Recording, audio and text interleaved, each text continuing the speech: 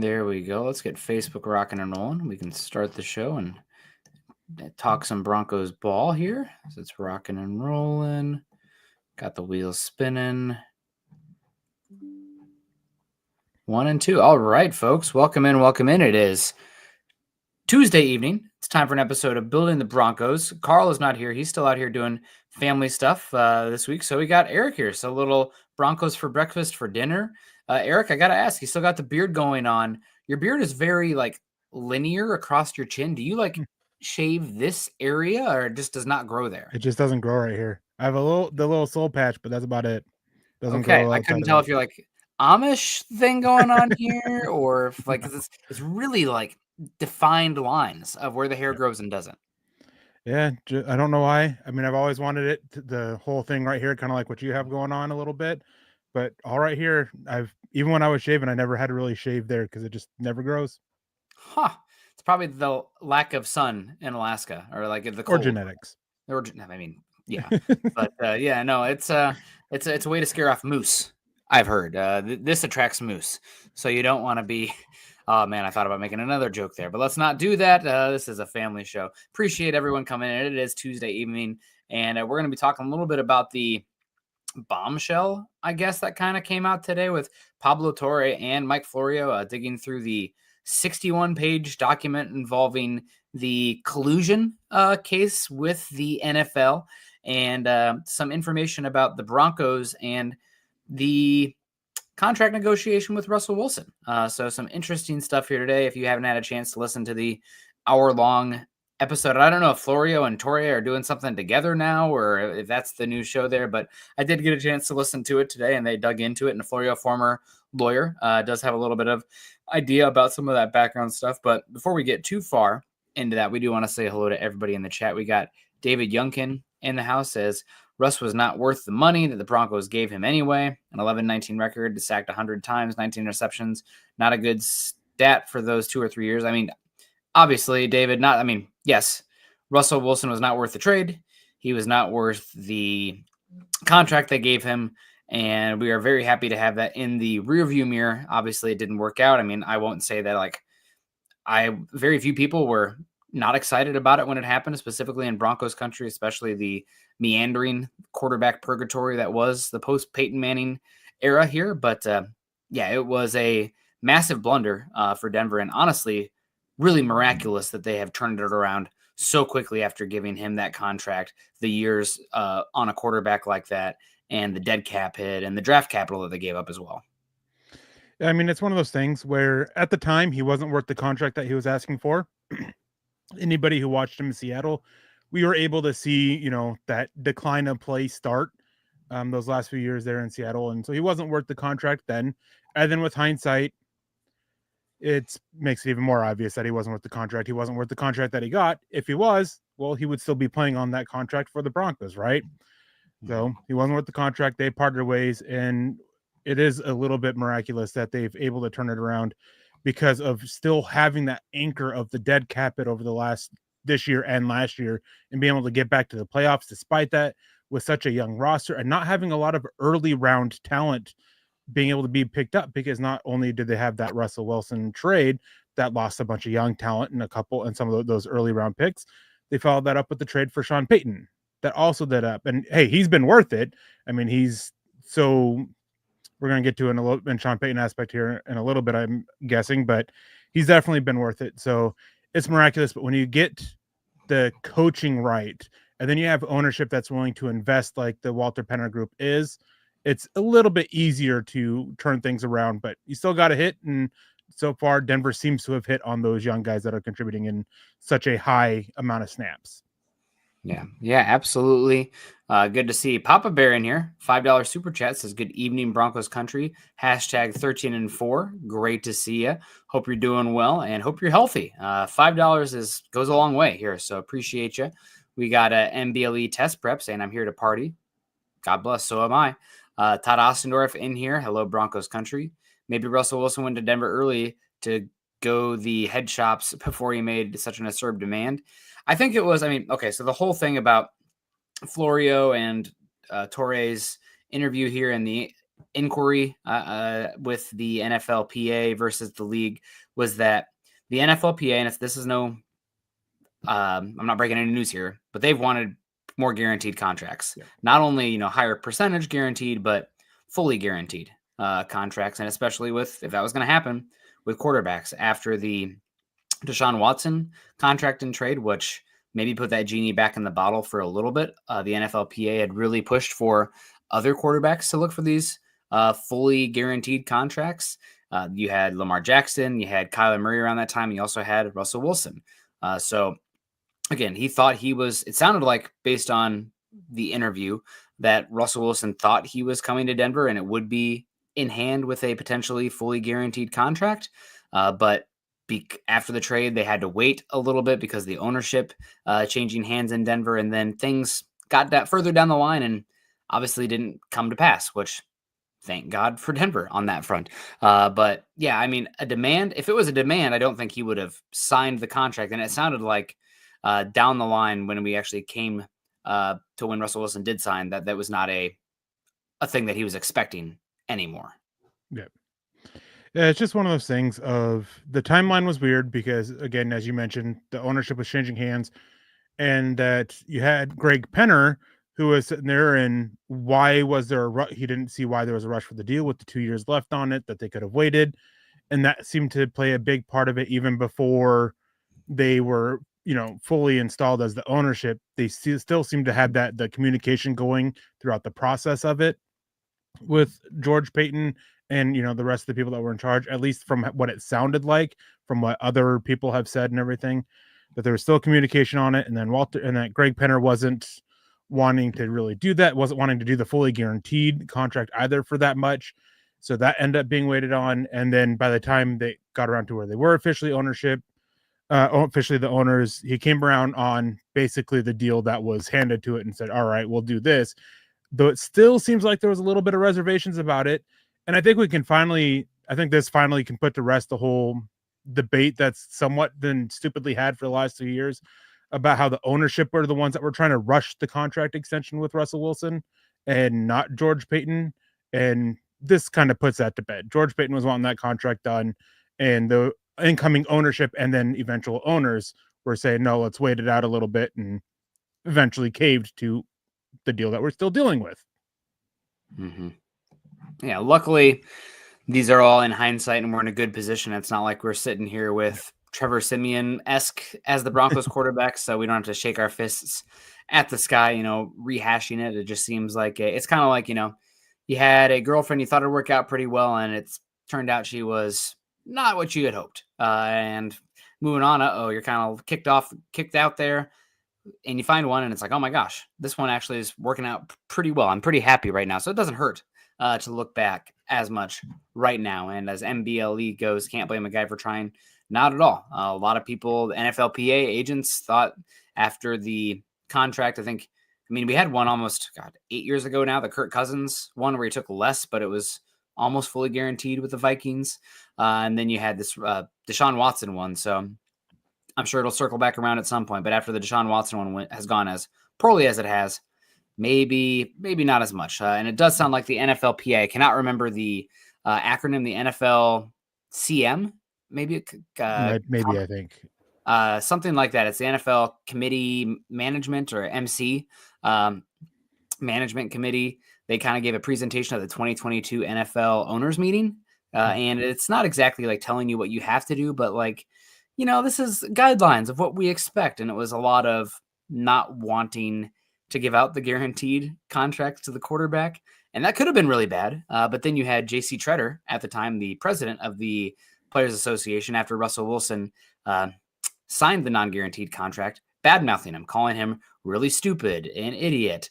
And they used that, I guess the league used that with an arbiter against the NFLPA, and it got dismissed. So here we are. I'm sure I'm making short of it in the end. Make sure you go listen to Pablo Torre, but that was the big part here. And we can talk a little bit more about it, but we do want to say hello to Stir Fry coming here with a cute pic of the, 1 month old, maybe very, very young. Maybe that's new, maybe that's old, but either way, congrats. Happy belated Father's Day, Mother's Day, whatever way goes your way, Stir Fry. And congrats to you. We got Mike Thompson in the house. Hey, friends. Great to see you. MBLE says, holy hell, look at these beautiful men with their facial hair. We're just waiting for the sponsor by, I don't want to give any free promotions, but you know who's on podcast giving sponsorships out. So we'll do it on air if we get some.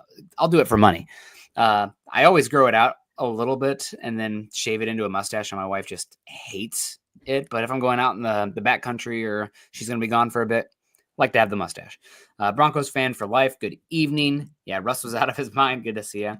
Got our guy Patrick in here saying, aloha, gents. Great to see you, Patrick. Todd's in the house. Sorry, I'm not a fan of Eric's beard. No offense, Eric. You should save soon, brother. Well, guess what? It's not up to you. It's not up to him. It's up to the wife there, the boss. So why I don't have a mustache, why Eric has a beard. Todd, unless you're willing to give big super chat dollars here, and then we'll have a discussion. But I like the beard, Eric, but it does kind of throw me off just how stark the grow line is there. It's just like nothing right here. Yeah. Yep. But the wife loves it. God bless. And to keep it appropriate, the wife loves it. I'll just say that. That's what counts. How does your child feel about it? She finds it funny. She won't touch it though. I try to get her to just rub against it. She hates it. She also hates it when I cut my hair too. The feeling of the short hair. The short hair. She hates that too. Well, kids. Good to see you, Jermaine. Hello to you. We got David. He says, hey guys, hope mama's doing better. Keeping the family in prayer. She's home. She's sleeping right now. Thank God. Mother-in-law's still here. Taking care of the little one right now. We got Pearl Heater. Good to see you. Pardon me. I got a little cough going. If you remember yesterday morning, kind of coming on there. Ryan Yazzie, good evening from Arizona, Broncos country. I hope you're staying cool. I think it's more the eastern side of the Mississippi that is getting blasted with heat and humidity right now. And I'm sure some people are listening right now, hopefully from air conditioning, but crazy hot right now. David Youngkin says, question, guys, it was between two quarterbacks, Russ and Rodgers. So which one would you want? Rodgers is the better quarterback, but he is, I think, more toxic for a locker room and situation. So which one do I want? Whichever one I can get rid of and move on from sooner. And I guess that ended up being Russell Wilson, but not really. They had their time. They had good times periods, obviously, but we're talking 10 years ago, 8 years ago for those guys. So neither. Rodgers is a better quarterback, but if I'm looking for the least fallout, it's probably Wilson. Yeah, least fallout. I'd go Wilson for that reason. I don't want all the off-field headache crap with Rodgers. And you get some of that with Wilson, but not to the same extent as you do with Rodgers. He's not the one going on Pat McAfee show and being super toxic and all that. So yeah, I'd probably go Wilson. Yeah. Rodgers is a better quarterback, yes. though, and I think we'll see that this year in Pittsburgh. Ernie Mays, hello, Nick and Eric. Go Broncos country only. Go Bo Nix for 6. Great to see you. Great to see you. I don't know what this comment is to, but sassy. We are sassy. We're hanging out. We're doing good. BFB for dinner. We got our guy Doug in the house. Russ is not even worth $10.5 million. If I was in the NFL, I would. I love to have his agent. I mean, at the time, we all thought it was a undermarket. Most of us thought it was an undermarket deal, and it turned out to be a bad deal in hindsight. Again, luckily, I guess for Broncos country, it's not the Deshaun Watson deal where he's verifiably a horrible person and you are really on the books with a guaranteed contract and multiple injuries and everything. I mean, they're Browns are in trouble, and I guess they deserve it with trading for him after what was all out there with him. We don't need to get into that too much, but Russell Wilson is a mercenary at this point. I mean, you saw why it took so long for him to be signed, and not a lot of enthusiasm for him in New York, but a placeholder. And that's just the reality of some teams that aren't the Broncos these days, baby. Hell yeah. Yeah, I mean, that's exactly what it is. Broncos country, we've dealt with that for years. I mean, Case Keenum, Joe Flacco, we dealt with that. Those mercenary quarterbacks that are signing for 1 or 2 year deals to be a starter for a bridge guy. And unfortunately, the Broncos during that time, they never had that guy to bridge to.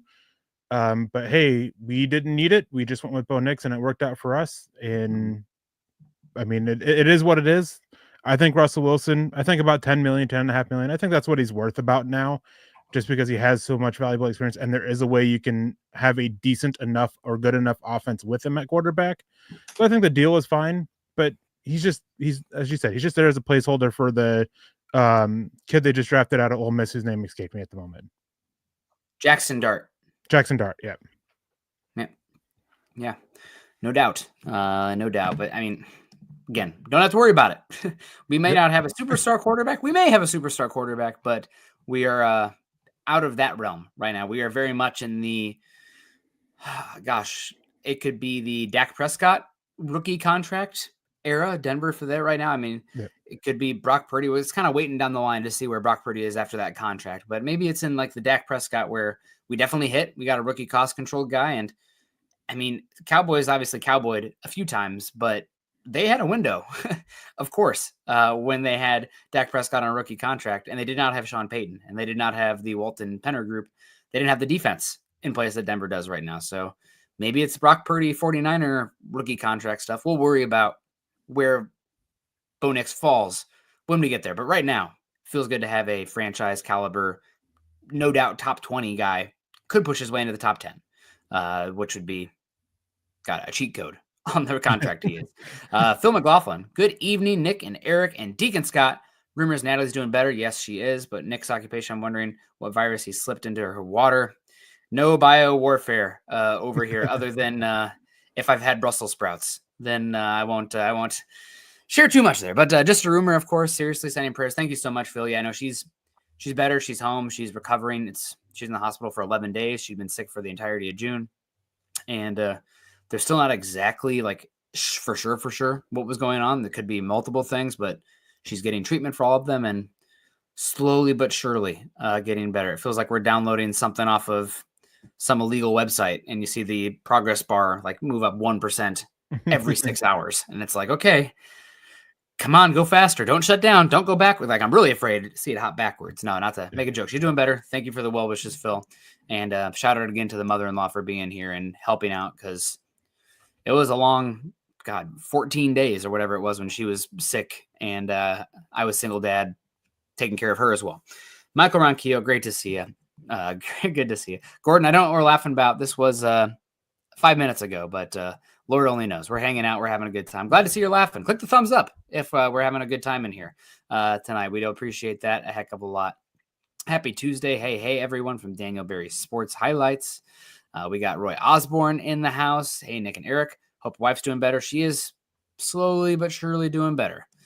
We got Troy coming in here. Been listening for a few weeks now. Wow, I really love that you all are Christians. I say go by Broncology. Glad to be a part of it. Troy, yeah, Broncology. Well, we're happy you're here, but happy you're living here for a few weeks. And we welcome everybody. We live by the golden rule in here. I think that's the main one here. And, you can have differing opinions. Just don't be a you-know-what about it. So appreciate you and, spreading kindness and compassion. That's what we are about in here. And keeping it up here, we got Mike S2. Wanted to say hello. What's up, Broncos country? We're talking a little bit more about this Russell Wilson contract. So obviously a shout out to, I think I have more respect here for Walton Penner coming in here at this point for the Broncos, for what we gathered. Obviously the Broncos sounded like, we always had rumors like Broncos trading for Russell Wilson was obviously going to come in with a contract, but Walton Penner, obviously a smart businessman, but new to football, or well, which one is it? George Walton? I can't remember the first name. Greg Penner and Walter. Doesn't matter. Greg Penner. You're right. So Greg Penner came in, brain fart here, but came in and said, well, should we give him are we in a rushing into this right now? We still have 2 years of cost control. Do we have to do this? So it did sound like the Broncos had something in line. Russell Wilson stated in the testimony that he said they're desperate to get it done. They want me. They want me. Not the direct quote. And after the ownership group, things kind of steamed out a little bit. And Greg Penner came in very smart and said, maybe not quite yet. Broncos had more negotiation power than Kirk Cousins being a free agent last year with the Falcons, or Deshaun Watson essentially being a free agent. That's how they framed it in Torrey and Florio's conversation. But man, I know the Broncos, it really set us back and hurt, but we got grazed by a pistol rather than taking a 50 caliber to the chest. Because if it would have been that 8-year, $350 million guaranteed, I mean, Bo Nix could be awesome. You're on these expenditures on the quarterback are still the expenditures on the quarterback. We probably don't get Sean Payton at that point. I think there's a possibility that he doesn't come here because we all saw what it looked like when he was with Russell Wilson. He wanted to get the heck out of that relationship. So, Yeah. Man, really got pretty lucky there. And shout out to Greg Penner for veering us from the iceberg. That would have been that guaranteed contract. Yeah. And Michael comes in. It's Rob Walton and Greg Penner. It clicks. Greg Penner. Yep. Rob Walton was the main financial part, but Greg Penner is the owner of it. But anyways, yeah, it was pretty well reported that Sean Payton didn't care for Russell Wilson. And part of his hesitancy for coming to Denver during that time was because he didn't want to work with Russell Wilson. So had Russell Wilson been on that fully guaranteed contract, I fully think that he either chooses to stay retired for another year or goes to another team. Because, I mean, it was very well reported that Denver was not his top choice. His top couple choices, well, the job didn't become open, so he kind of settled on the Broncos, and he wasn't the Broncos' first choice either, and they kind of settled on him, but it worked out well with the contract that Wilson had, that they were able to get out of it. There was even some speculation that it would have been very damaging and damning for the salary cap to do it. There was some speculation that they would have cut Russell Wilson after that first year and Sean Payton's first year. They obviously didn't. They played through the year, and as you said, it was very obvious that Sean Payton wanted away from Russell Wilson as fast as possible. And so it worked out well in the end. In Denver, I mean, they found the right guy to lead the team, and Sean Payton. Hopefully Bo Nix is the other guy to help lead the team. And, you know, we got one more year of dealing with the dead cap bit of Russell Wilson, and then thankfully no more of it. And hopefully by then we can stop talking about Russell Wilson outside of having to play against him. And we will see if we're playing against him. We might be there literally live for that one. We're going to see how it plays out with the meet and greet. But we got Michael Latsky coming in, says, hope everything's doing better. We are slowly and surely getting better here. But any more thoughts on this and the collusion case? I mean, it really sounds like it's a lot of weird cover up by JC Tretter and anointing somebody to be the executive director, I think was the title, where he was released by the Browns, but then he, rather than being the player rep, could eventually take the executive director role after hiring somebody. There's a lot of bad background stuff with the person they hired. I mean, it's really fascinating. A lot of ugly stuff. I mean, it's a 61-page court document. It's a little dry, but man, NFL comes away. It worked out about as good as it possibly could have for the league, and coming out smelling like roses in a situation that could have been bad.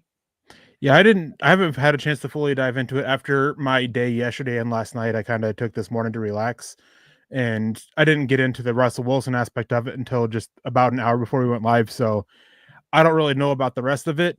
So until I do, obviously I can't have any more thoughts about it, but I am actually very curious to get into it. One of the things I do like to do, and this goes back to when I worked security at the local courthouse, I love to read into court documents and figure out what's going on into it. So once I'm fully recovered from what I went through yesterday, which only should be in a matter of a few days, I can't wait to dive into reading through it. There you go. Yeah, it was interesting. It is a 61-page document, so I mean, that might be a little boring. Maybe you can plug it into ChatGPT and tell them to give you the 5-page summary or something there, but not cheating, boys. Gene Williams says, "Sup, boys? I'm sick of the Russ revenge game. If he plays, we're gonna eat him alive. Go Broncos." Yeah, it's just kind of fun. It'll give the Broncos fans a little bit of catharsis. Also, give me Russell Wilson. Broncos #1 sack defense last season.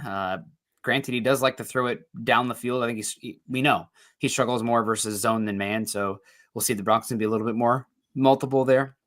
But take away the deep shots, and I mean, gosh, I would love to play against him because I don't think he's very good. And I am not afraid of him in that S tier 1 out of 50 game that we kind of saw with Jameis Winston last season, where it's he had us a little bit on the ropes there. Now, granted, he threw 4 picks or something in that one. Jameis with Winston giveth, he taketh away. But no, yeah, it's going to be fun. And that's probably, I mean, knock on wood, I'm not thinking of the schedule off the top of my head, but that might be Denver's easiest game this year. I think I went through, I don't know if it ever got published, but I went through and I ranked the games from easiest to hardest. And I don't think it was the one that I had the easiest, but it was up there. It might have been like second or third. And the reason why it wasn't the easiest was because that defense is still quite good. Yeah, Like the defensive especially that line. defensive front, they got a lot of quality up there. Kayvon Thibodeau, adding Abdul Carter, Dexter Lawrence, and they've got a lot of guys up there. So that kept it from it. But the offensive line isn't great. I mean, Andrew Thomas, he really has come around since his rookie season and become one of the better left tackles in the NFL. But outside of that, they're very rough. They don't have a bunch of great weapons. The quarterback position's still up in the air. Was a report from somebody on the New York Giants beat that was talking about Jameis Winston winning the starting job and Russell Wilson being the backup.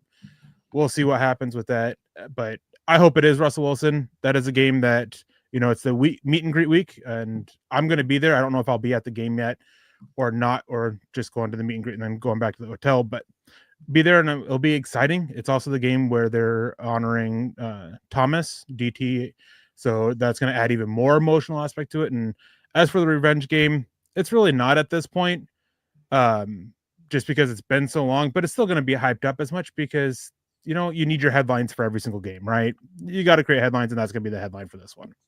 Mm-hmm. Yeah, something to be excited about, and hopefully the Broncos will be riding high at that point.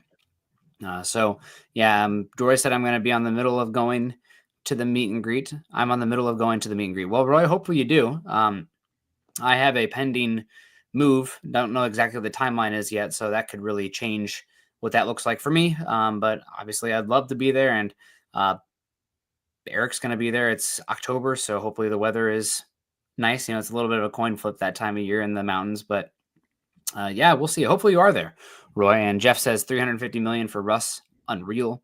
Yeah, Broncos really dodged a bullet. They got grazed by it, but it wasn't. It was only a flesh wound, if they will. So, yeah, good to hear that. Kind of funny to see the fallout too. I mean, funny. JC Treader, like calling him an idiot and getting really mad about it because Russ didn't dig in his heels for the guaranteed contract. Also, I guess a shout out to Russell Wilson and his agent. Is it Busby? I don't remember off the top of my head who the agent is for Russell Wilson at the time, but the fact they didn't dig in for that 100% guaranteed contract, and we're willing to not create fallout after the trade to Denver, because man, it could have been really bad for Denver. So God bless, it's in the rearview mirror now, and we can just like look at it and be like, huh, that'd have been bad. Oh well. It was a nice blip in Broncos history that fortunately didn't last too long. So yeah, it is what it is at this point. It's been a little over a year, almost 2 years since he's been gone from the team. Best of luck to him. Glad they didn't dig in, as you said. And honestly, when you think back, they didn't really have much room to dig in because Denver was willing to do it with 2 years left, which is really unheard of with contract extensions. Normally it's in that final year.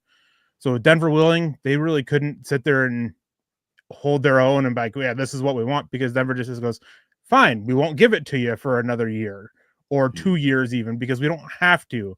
And can you imagine if they did hunker down now with hindsight and Denver didn't give them any kind of deal, where Denver would be at now, because they wouldn't have the dead cap space they'd had last year or this year that they would have to deal with. Yeah. Oh, man, crazy. Well, guys, what do you think in the chat about this? And Todd says, so you're saying if I donate 10, you and Eric will shave? Let me ask my wife how much it'll cost. Yeah, I'll do it for $10. But I don't know about Eric. That I have to find the time as well. But no, yeah, I'll do it for $10 for sure. I won't do the mustache though, because my wife's home now, not feeling very well, and I don't want to make her sick again. But no, I definitely will. So I don't want to say 5. You offered 10. I'm a terrible negotiator. You know what? I'll do it for less. No, it's terrible. But keeping it moving here, we had Pro Football Focus come in today. Another 10, 15 minutes here, unless you guys got some super chats we're talking about here. And Michael's talking about our show for Monday. If you guys want to check that out with the who was it? Pete Briscoe, CBS Sports list of top 100 players in the NFL. And he had 2 Broncos offensive linemen and Patrick Surtain in there. So that was great. But now we have PFF coming through a list, and they list the top 10 returning coaches in the NFL. And Eric, I got to say, I'm a little bit surprised to see Sean Payton coming in at number 2. Not I think there's definitely an argument for him to be number 2, returning coach in the NFL, but this is probably the ceiling of where you could put him right now. He's not had success with the Saints in a number of years, hasn't won a playoff game in a while, and that kind of went out not the best with Drew Brees and all the cap situations and everything. And obviously you have guys who have had a lot of success in the league. I mean, John Harbaugh beat him twice last season. Jim Harbaugh beat him twice last season. John Harbaugh probably be my number 2 returning coach this season. And of course you have Andy Reid, who ends up number 1. And I think that's where he should be. But Sean Payton coming in at number 2, your thoughts off the cuff? I was a bit surprised. I was getting ready when I saw this and saw the topic. I pulled up the article. I'm like, I was thinking to myself, all right, I'm going to have to justify him being like 8, 9, or 10, even though to me he should be higher than that. And instead I see him at number 2. I'm like, that's higher than I would have put him.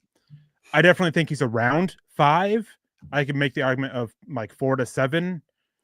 I really don't think he's top 3. I think there are other coaches there, and I'm a little surprised Nick Sirianni was as low as he was coming off the Super Bowl. How much they changed their offense around for that, and he's what, 9th? I think is what it was, 8th. I was a little bit surprised that he wasn't like 2nd or 3rd over Peyton. And then of course you have Harbaugh, both of them you have that argument for. And another one, even though it, coming off a couple rough years and the up and down that they have, Kyle Shanahan, because Pro Football Focus really loves Kyle Shanahan typically. So seeing him not be like their number 2 because with how much they love him was a little bit of a surprise as well.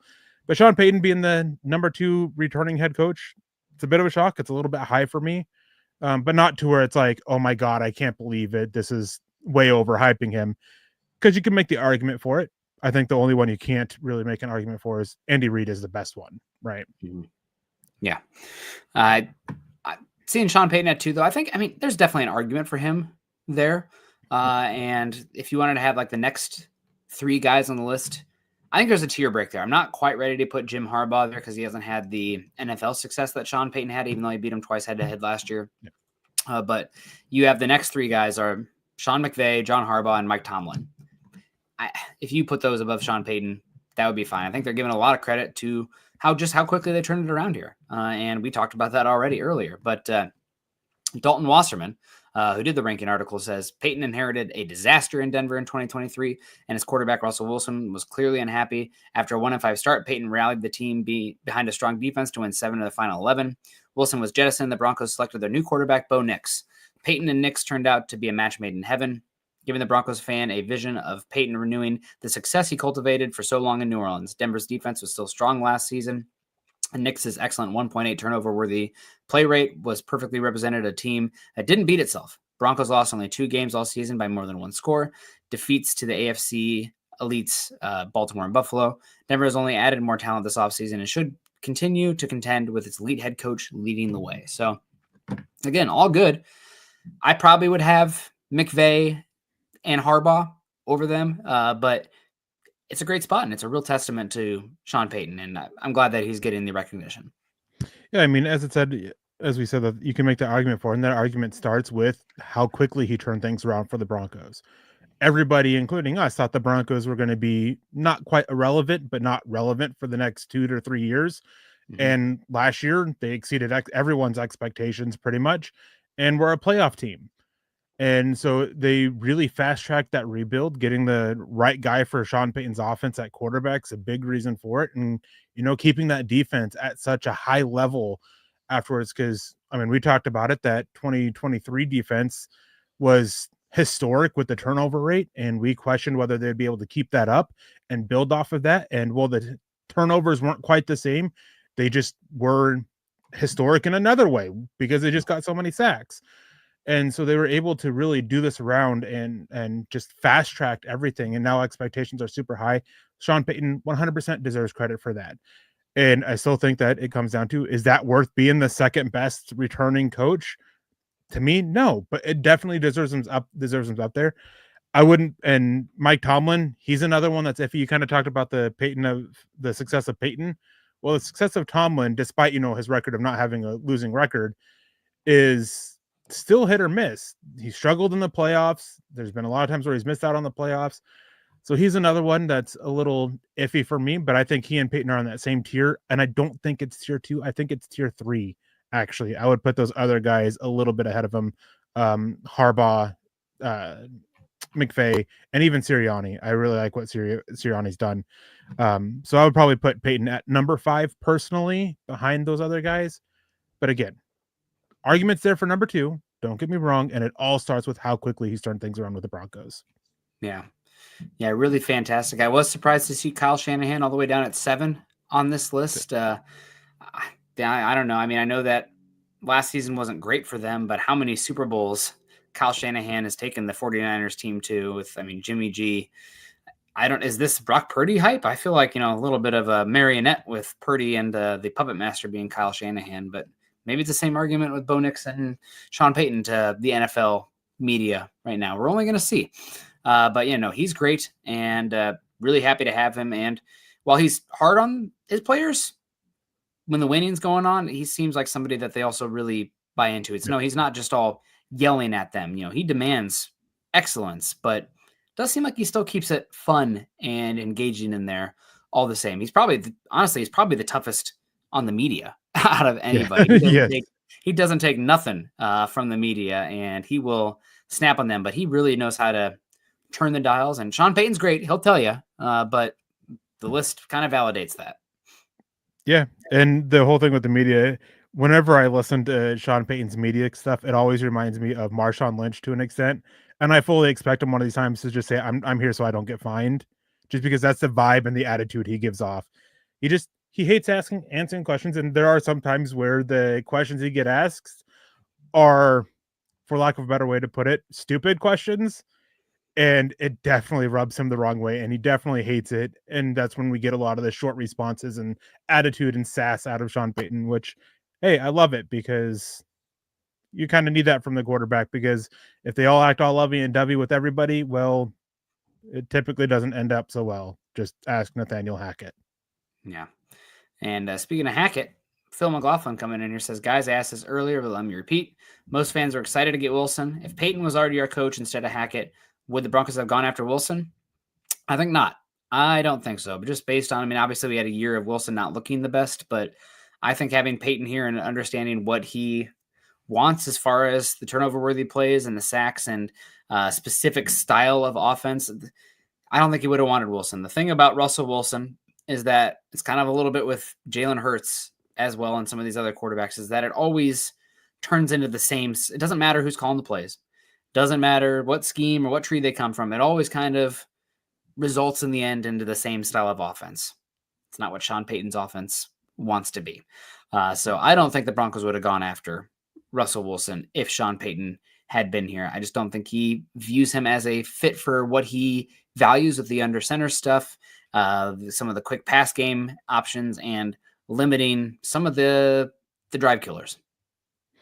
Yeah, with what we know and what we can guess and assume and the puzzle pieces we can put in place, I think it's a very safe bet that Sean Payton would have been absolutely out on Russell Wilson had he been the coach at the time. And even then, Russell Wilson wasn't the first guy that the Broncos wanted. They wanted Aaron Rodgers more. Even after Hackett came in, that just added their reasoning to it. And part of the reason why Hackett was added, they believed that would help entice Aaron Rodgers a little bit. And he ends up saying, no, I'm going to go back to Green Bay, and Denver has to shift focus. And they shifted over to Russell Wilson. So, hey, even at the coaches who we had at the time, Russell Wilson wasn't their first option. If it had been Sean Payton, I can't remember who it was. There was another quarterback that was going around there at that time that I think probably would have been the guy that they went after, and probably for that just a short-term bridge quarterback as Sean Payton looked ahead to the draft to go get his guy. And hey, who knows? Maybe we would still end up with Bo Nix after that and for the Broncos, but it just wouldn't have been Russell Wilson. God, wouldn't have been Russell Wilson. That'd have been great.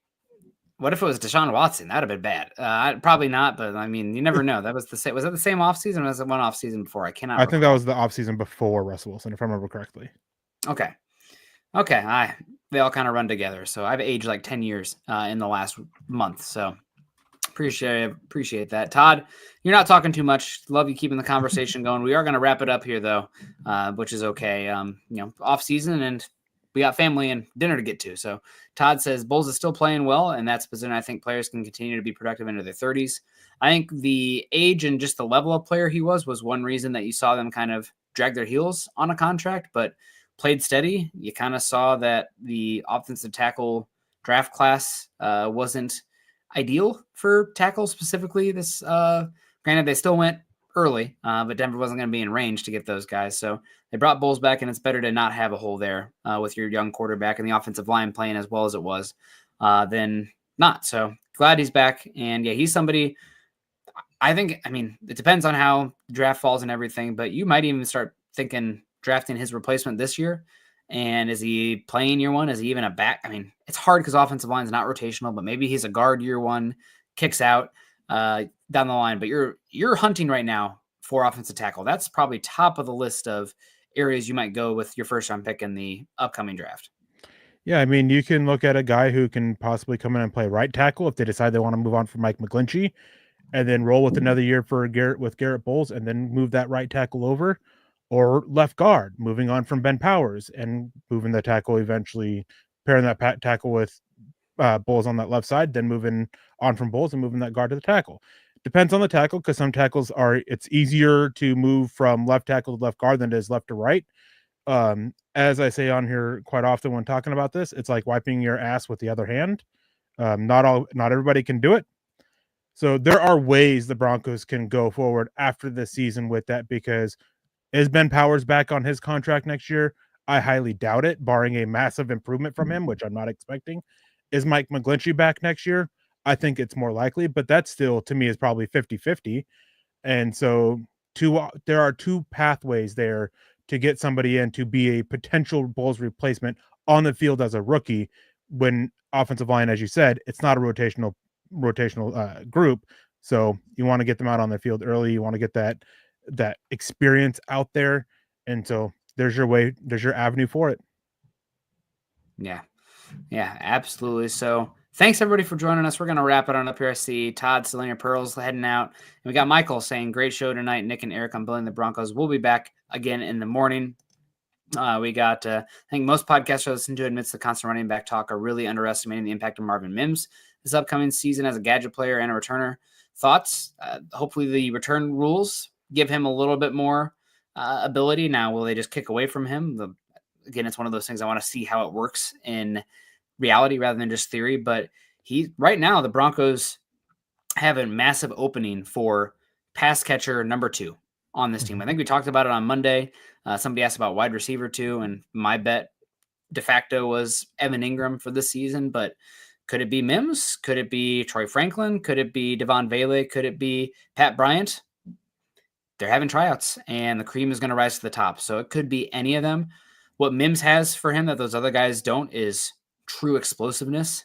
And Franklin does too, but it's not this. I don't think it's the same. Not with like the ball in his hands as well. So Mims is a playmaker, and Sean Payton obviously loves him. We had multiple press conferences this year talking about how he looked down at his play sheet and he's like, he has Mims circled there, like saying, got to figure out how to get the ball to this explosive playmaker. Maybe having Harvey takes away a little bit from the massive desire to get him involved so much, because you're hoping to get a little bit more explosiveness, which the run game last year when it came to explosive plays was DOA. But yeah, Mims has a big chance this season. So we'll see. Right now, I probably would bet on Vele just for a little bit more of a sure thing as a route runner and the stronger hands. But Mims doesn't have to be a high volume player to be very impactful. Yeah, the number 2 receiver for me, taking Evan Ingram out of the picture, he's going to be the second most targeted guy. It's between Devon Vele and Pat Bryant for me, and it just depends. And the reason why I'm including Pat Bryant right now is because of the injury to Devon Vele. How much more time is he going to miss? The expectation he's going to be good by start of training camp, if I remember correctly, but who knows? Maybe that's a lingering issue. Maybe he suffers a setback. Don't know. But on top of that, Pat Bryant has really closed the gap on there. There's been a lot of praise for Pat Bryant. As for Marvin Mims, I'm not expecting substantial growth out of him as a true receiver. I think that he's still going to be used as a gadget player. So did you read Bill Barnwell's, best player at the different like niche things with Marvin Mims listed as luxury player at Gadget? So when working on the boundary, Marvin Mims had like 0.5 yards per route run or something like that. And working everywhere else, slot, backfield, anywhere but the boundary, it was like 5.5 yards per route run. So his impact is just astronomically higher outside of that, and that's that gadget role that he has and that way that they found to use him that worked so well. Yeah. So I'm not expecting him to step up and be that number 2 receiver. I think they're still going to use him as a gadget player and then still rely on, Devon Vele and Pat Bryant both as kind of the true number 2, number 3 receivers in the group. They have options. Excited to see what it can be. I'm hoping it'd be awesome if it was Mims. Best case, it's Pat Bryant just because you have 4 years of control. Always thinking money and contract control. Ralph comes in and says, I hope you guys are having a great evening. It's good now that you're here hanging out. We saw you earlier too. I said, Thomas Hall has Shannon Sharpe as a number 9 on the all-time greatest Broncos. I like it, but let's rip on Tom a bit. I would have to see the rest of the list to know where each of those guys is listed. But I mean, Hall of Fame tight end and a guy who is a superstar and a position changer for the league at his time. That seems pretty good to me. I don't know. Like I would put Shannon Sharpe over everybody but Elway and TD on those teams. For me personally, if we're ranking all-time greatest Broncos, I think there's an argument for Steve Atwater, but probably taking Shannon. And I might even take Shannon Sharpe over Terrell Davis, and that might just be my running back anti running back bias speaking in my ear there. But no, yeah, Shannon Sharpe's great. I don't want to rip on Tom too much here, but mainly because I don't want to rip on Shannon Sharpe. Yeah, I'm with you. I'd have to see how the rest of the list went because I can make the case that Shannon Sharpe should be higher depending on how the list went, or even lower depending on how the list went. Well, there you go. Rip him for that. It should be higher. Shannon Sharpe should be 1. Unc, are you kidding me? No. Hey, if he was top 5, I wouldn't see an issue with it, because I think that depending on how you're viewing things, he definitely has that case for it. So without seeing the rest of the list, I can't say too much. But Shannon Sharpe to me is undoubtedly a top 10 player in Broncos history, at the very least. Yeah, great player. We'll rip on Tom anyway at the meet and greet, especially. We see we got Morning. Michael sent stars. We got Michael stars, unless it was this one. Broncos' new secret weapon rookie, Jeremy Crawshaw. I need to be waiting to see with the punter, Michael. I didn't scout him. I know there's a lot of excitement for him. I know the Broncos special teams coach is excited about him, but I need to see it. And we got Peter coming in. This is a hello, goodbye in Singapore. Great to see you, Peter. Hope you're doing well. I got to get on dad duty for dinner here, but appreciate everyone coming in here. Make sure you're following Eric and I on Twitter. Eric's at Erick Trickel. I'm at Nick Kendell, MHH. Also follow us at Mile High Huddle, Facebook.com/Mile High Huddle, and Facebook.com/Mile High Huddle pod. And as that ticker says there underneath, please subscribe, like, and share over on YouTube. Shout out to all the star givers today. Papa Bear, of course, got a bunch of Facebook super chat superstars as well. Hopefully we didn't miss anybody. Eric and I are just out here in space. Scott has a baseball tournament in Florida this week. Hopefully he hasn't melted quite yet. But Eric and I will be back tomorrow morning as well. And if you guys have any topics for us, hit us up. We'll think of something. Of course, we always do. But appreciate it. And yeah, if we still have Todd in here, Todd, I want my money if we're going to be talking shaving here. So appreciate you guys. Have a great rest of your night. Choose kindness and compassion. Go Broncos.